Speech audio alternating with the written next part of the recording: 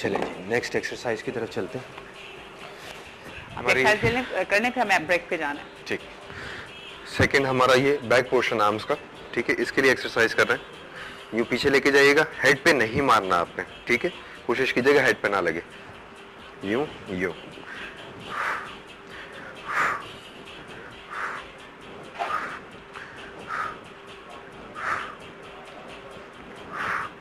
Wraps हमारे complete हो गए। चलिए ठीक है जी, हमें जाना है एक छोटी सी ब्रेक पे, बहुत ही छोटी सी नन्ही मुन्नी सी एक ब्रेक होगी। उस ब्रेक के बाद जब वापस आएंगे तो हिलाल भी हमारे साथ होंगे और यकीनन आप लोग भी मेरे साथ होंगे। और प्लीज़ बहाने ना करें और एक्सरसाइज करना स्टार्ट कर दें, क्योंकि एक्सरसाइज बहुत ज़रूरी है। रोज़ाना आप लोगों को ये मैसेज देती हूँ। और जो लोग एक्सरसाइज कर रहे हैं तो कीप इट अप और अच्छी अच्छी एक्सरसाइज करें, हिलाल से एक्सरसाइज सीखिए ताकि आपका वेट रिड्यूस हो, या आप मेनटेन रहें। ज़रूरी नहीं है एक्सरसाइज से कि जी आपने अपना वेट रिड्यूस करना है, अपनी बॉडी को टोन अप करना है। हम जा रहे हैं एक छोटी सी ब्रेक पे, ब्रेक के बाद आपको फिर से ज्वाइन करते हैं सुबह खैर वाइफ के साथ में।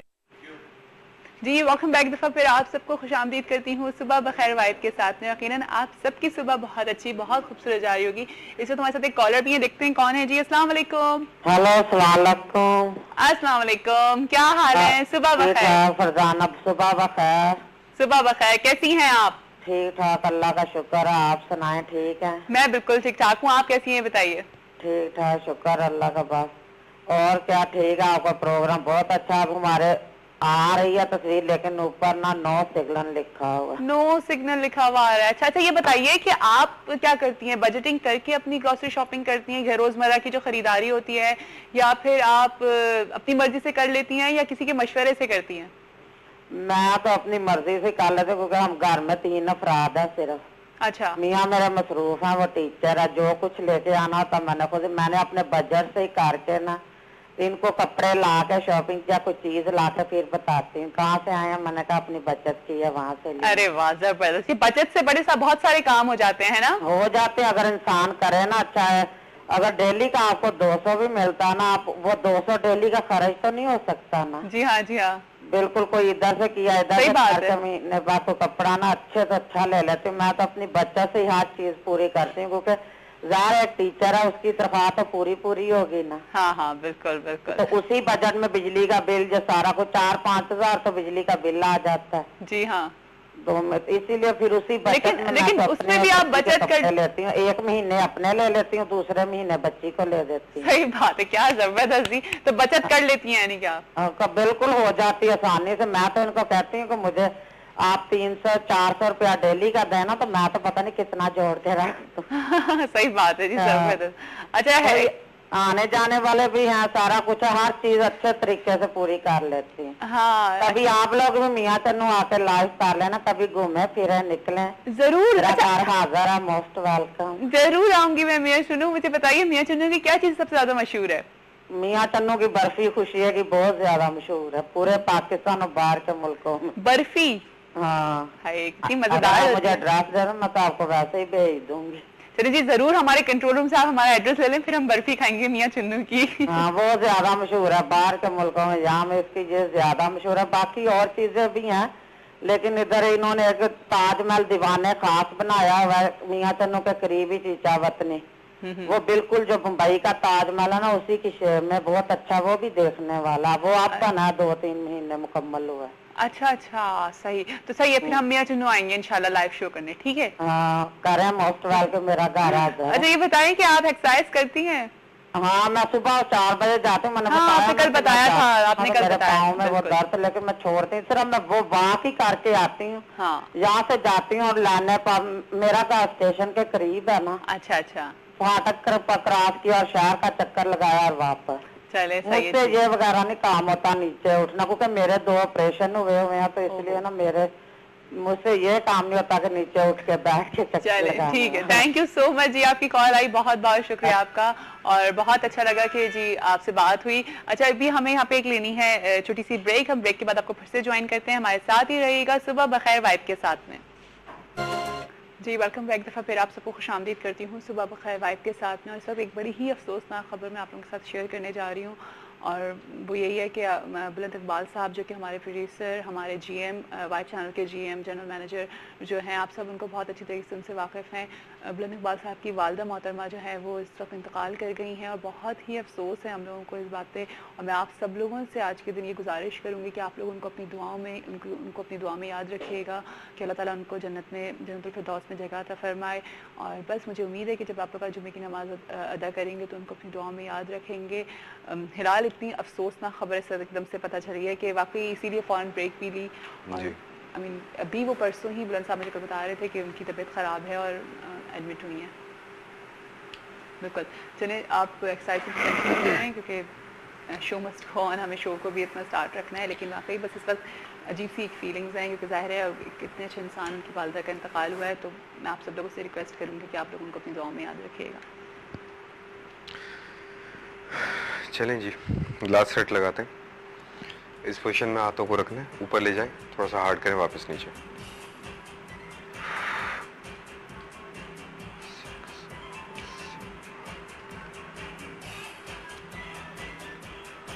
टेन रेप्स कंप्लीट करके हमारी आज का वर्कआउट कंप्लीट हो गया।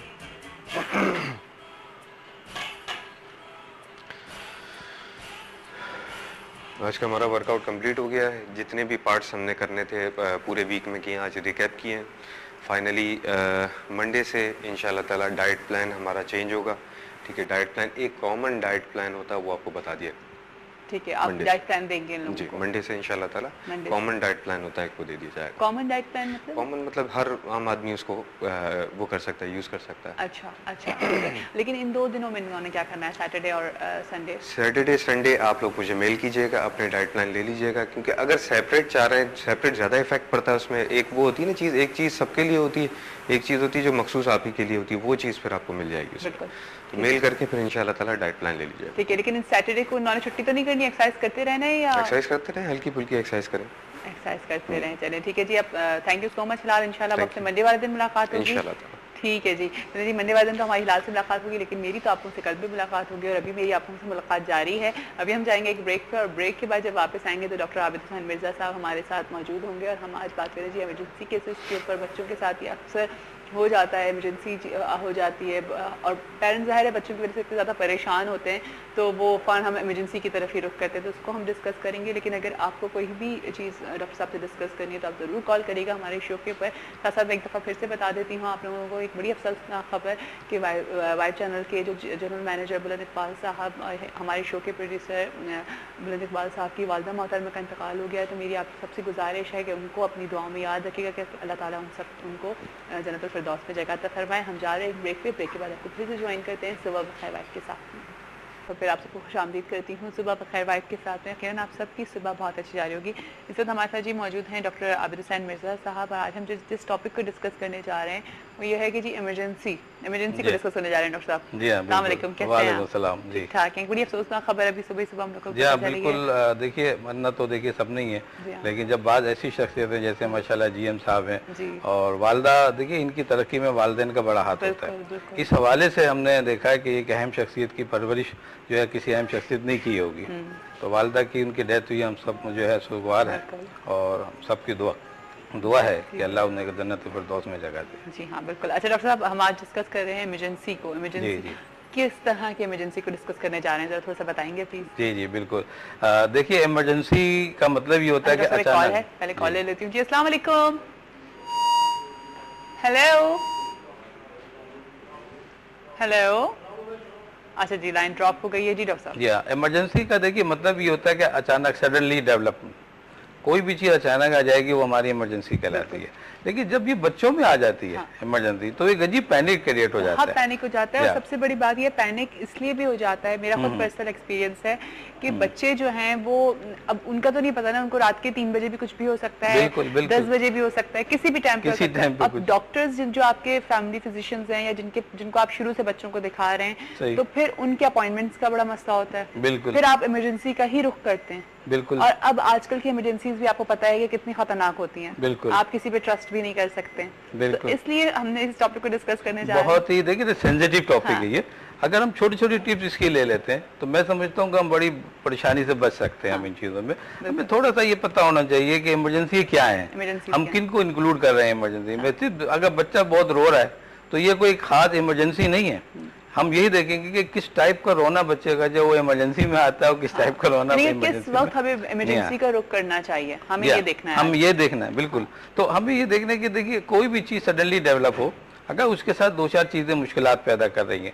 एक तो ये कि अगर कोई कहीं भी कोई सूजन डेवलप हो रही है ना, अगर वो पर्टिकुलर गला है, ये वो पेट है, समझ ना, कोई हाथ है, कोई आंख है, कहीं भी दर्द के साथ या बच्चा रो रहा है, उसके साथ कोई सूजन डेवलप हो रही है, एडिमा हो रहा है, कोई रेडनेस हो रही है, तो ये मतलब ये हुआ कि कोई एक इमरजेंसी डेवलप हो रही है। तो आप उसके लिए तो फौरन तौर पे रुजू कर लें कि भाई कोई भी चीज़ जो है, जो भी नियरेस्ट डॉक्टर, ज़रूरी नहीं है कि कोई खास स्पेशलिस्ट ही मौजूद हो, कोई भी फर्स्ट एड जो दे सकता हो वो आपको इतना डिटेक्ट कर देगा, हाँ भाई ये मसला हो रहा है इसके साथ ना।